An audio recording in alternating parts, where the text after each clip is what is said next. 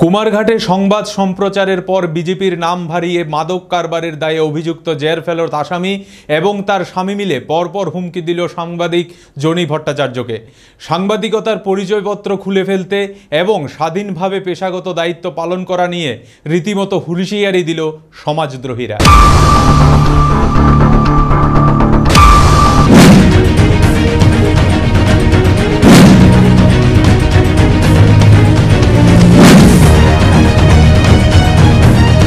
BJP দল এবং সরকার বরাবরই সাংবাদিক বান্ধব বলে দাবি করেন ত্রিপুরার শাসক দলীয় নেতৃত্ব, কিন্তু একাংশ স্বঘোষিত ছিচকে নেতার বারবারন্তে এবার কালিমা লিপ্ত হচ্ছে দলের স্বচ্ছ ভাবমূর্তি বলেই অভিযোগ।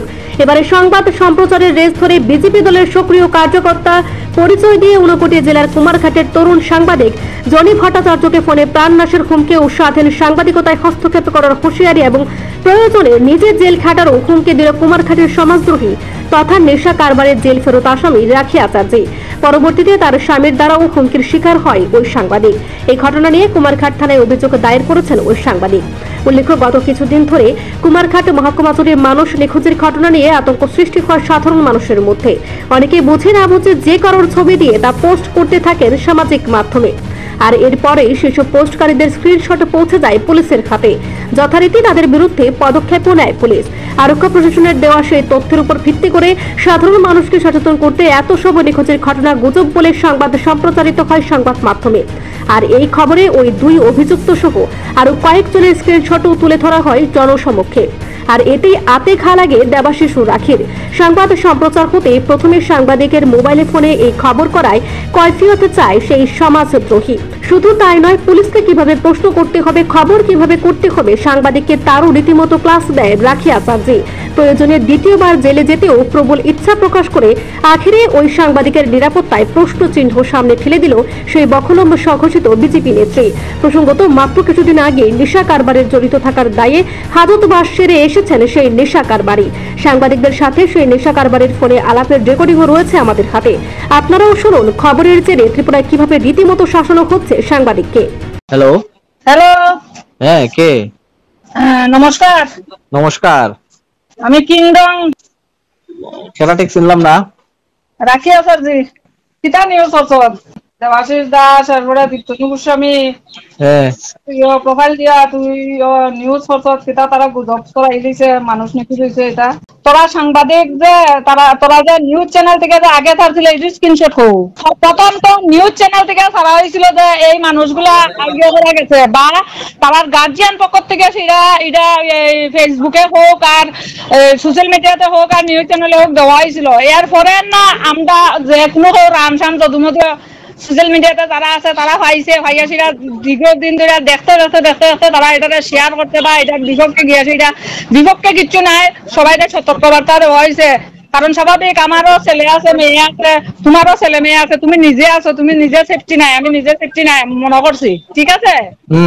তাহলে অপরাধটা হার পুলিশ তারা স্টেপ নিছে, এখন এটা তো আমরা কিতা করতাম। পুলিশ তারা স্টেপ নিল করিয়াছিলা, তোমরা এটার পরিপ্রেক্ষিতে তোমরা কোনো কথা প্রশ্নই আসিল না তোমার কাছে?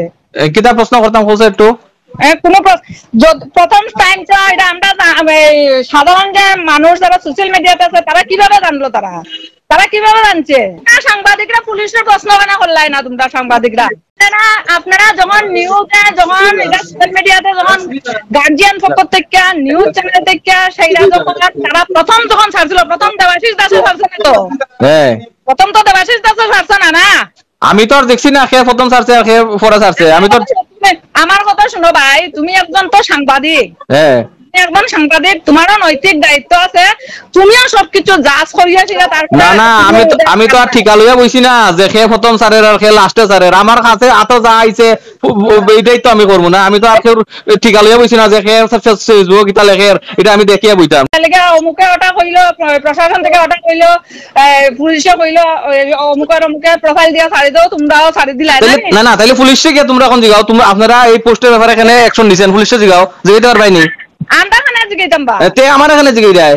তুমি তো সাংবাদিক, তোমার তারাও তো পুলিশ না, তারাও তো পুলিশ, তারাও তো পুলিশ, তারাও তো সরকারে তারা রাখছে তোমরা নিরাপত্তা লিগা, জিগাও না পুলিশের প্রশ্ন করো না যে আপনারা খেলে আমাদের বিরুদ্ধে অ্যাকশন নিছেন। আমার কথা হইছে তুমি একজন সাংবাদিক, তোমার তো নৈতিক দায়িত্ব আছে, তোমার প্রশাসনে কইলো তুমি অমুক অমুকের প্রোফাইল দিয়া তুমি ছাড়ো, নিউজ করো, তুমি করে দিলা না, পুলিশে কইছে না অমুকের দিয়ে নিউজ করো, তারা এটির উপরে তারা অ্যাকশন নিছে, এটি তাদের হাতে গেছে। হ্যাঁ ঠিক আছে, আর নাই না কেউ, আরে তারার কাছে যেটি গেছে এটা আমরা তথ্য দিছে।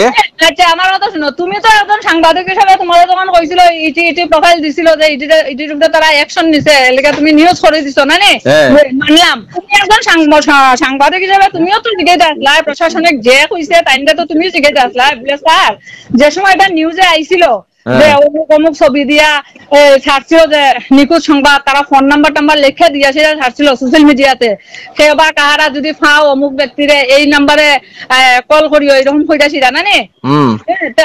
এখন আমার সাথে 5,000 মানুষ আছে, আমি শেয়ার করতেই পারি, 5,000 মানুষে পাইলে হয়তো একজনে পাইতে পারে, এরকম করে মানুষে শেয়ার করছে, ঠিক আছে স্যার। এটা যদি মিথ্যা যদি হইতো গুজব হইতো তাহলে তো আপনারা আগেই আমরা ডাক্তার সেটা হইলেতেন পারতেন, তাহলে তো আজকে 2,000 আর 5,000 শেয়ার হইলো নাইলে পোস্ট হইলো নাইলে আপনারা প্রথম সময় তো এটা নিউজ চ্যানেলটা ডাক্তার না হইলেতেন পারতেন। তো তোমরা কথা কইতে হতো না, তারা হইলো ফ্যাং ব্যাং আর তোমরা ছাড়ে দিলাই না, নেই বাস শেষ। উচিত মাথা বাদ নাই দেবা, উচিত মাথা তক্তা বন্ধ বাজার আর তক্তা বাতা দিলাই দেবা। আমিও আজকে লাইভ আইমু সেটা, তারপরে সব ঘটনা কইমু না। ঠিক আছে, আবার জেল কাটিলি মোক কইছ, আমি রেকর্ড করছি তোর সব কথা, তুইও আমার কথা রেকর্ড কর, দরকার বলে আরো 6 বছর জেল কাটবো। শুনলেন তো, এখানে শেষ নয়। এরপরে ওই নেশা কারবারের স্বামী দেবাশিস দাস নিজেকে বিজেপি দলের সক্রিয় কার্যকর্তা পরিচয় দিয়ে ফোন করে সাংবাদিক জনি ভট্টাচার্যকে। খবরের জেরে ফোনে রীতিমতো এক নাগারে ধমকাতে থাকে সাংবাদিককে। শুধু তাই নয়, সাংবাদিকতার পরিচয়পত্র ফেলে দিতে এবং কুমারঘাটের বুকে সাংবাদিকতা কিভাবে করবে তা একজন বিজেপির কার্যকর্তা হয়ে সে দেখে নেবে বলেও রীতিমতো প্রাণনাশের হুমকি দেয় বিভিন্ন মামলায় অভিযুক্ত ও জেল ফেরত সমাজদ্রোহী দেবাশিস দাস। নিখোঁজের ঘটনার খবরকে আবার রাজনৈতিক রং লাগিয়ে নিজের দাপট জাহির করতেও এদিন ছাড়েনি ওই অভিযুক্ত। কিভাবে সাংবাদিককে ফোনে হুমকি দিচ্ছে ওই সমাজদ্রোহী তার কিছু অংশ তুলে ধরা হলো দর্শকদের উদ্দেশ্যে। হ্যালো হ্যালো, হ্যাঁ আমি দেবাশিস রাম কুমারঘাট। ঘটনা হয়েছে গিয়া তুই একটা নিউজ করছো, সেই নিউজে প্রায় 50-60 জন ফটিকরাই থানা বাদ দিয়ে আমরা এখানে প্রায় মনে হয় 50 না হলে টোটাল ফটিকরাই কুমারঘাটে 50 জনের থানা ডাকাইয়া নিচ্ছে, ঠিক আছে, নিয়ে সুন্দরভাবে কাউন্সিলিং করছে। তখন দেখা যায় তুই খালি আমরা কয়েকজনের প্রোফাইল দিয়া তুই কেন নিউজ দিছ, এটার মানে কি ভাই? তুমি ব্যক্তিগত দুশ্মনী চরিতার্থ করার লাগে এরকম করতেছো, কারণ আমরা কয়েকজনের প্রোফাইল দিয়া তুমি সবের প্রোফাইল দাও, তবেই তুমি চতুর্থ স্তম্ভ। না না আমি তুমি সাংবাদিক না না আমি তোমার খুলিয়া ফেলাও, না না আমি খুলিয়া ফেলাও। আমি কইছি আমি দেবাশিস কইতাছি, বুক ফুলাইয়া কইতাছি, সবের নাম তুমি আমার ব্যক্তিগত দুশ্মনী চরিতার্থ করতেছো। না না তোমার লোক ব্যক্তিগত আমার কি আর দুশ্মনী, কোনো দুশ্মনী এখানে থাকতো থাকতে পারে, তাহলে তুমি সবের প্রোফাইল দিলা না। বিকালে আমি কিন্তু সাংবাদিক সম্মেলন করবো, ওইটা তোমার ফ্রেন্ড গুলো দিব, পরিষ্কার কথা। আমি যেটা সত্যটা কই, তুমি দালালি করতেছো। তুমি আমরা বিশেষ করে আমরা বিজেপির দ্বারা করি সব নত করলে তুমি দালালি করতেছো, আমি এটা প্রমাণ করছি। তুমি কংগ্রেস সিপিএম তে কত টাকা খাইছো, কত টাকা খাইয়ে আমরা নাম দিছো, তুমি কও ডাবল টাকা আমরা দিব, তুমি টাকা খাইছো সিপিএম কংগ্রেসের দ্বারা। তোমার বি দম টাকা তুমি কুমারঘাট সামনে আমার কথা, আমি সাংবাদিক সম্মেলন করুম, আমি বিজেপির একজন অ্যাক্টিভ কর্মী, চ্যালেঞ্জ করলাম তোমার লগে, দেখবো দম খার কত খান। তুমি পুরা দালালি করছো, আমরা সবের বদনাম করছো, তুমি সবের নাম দিলে না।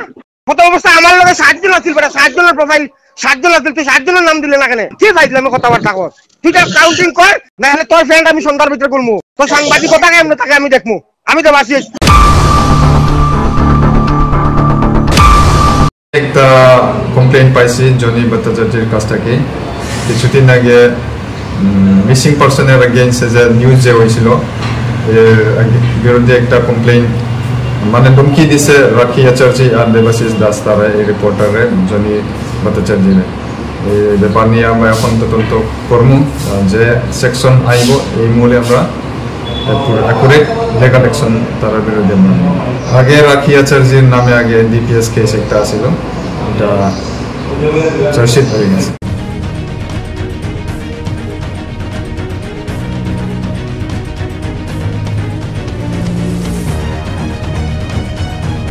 কুমারঘাট প্রতিনিধি রিপোর্ট, এশিয়ান টাইমস।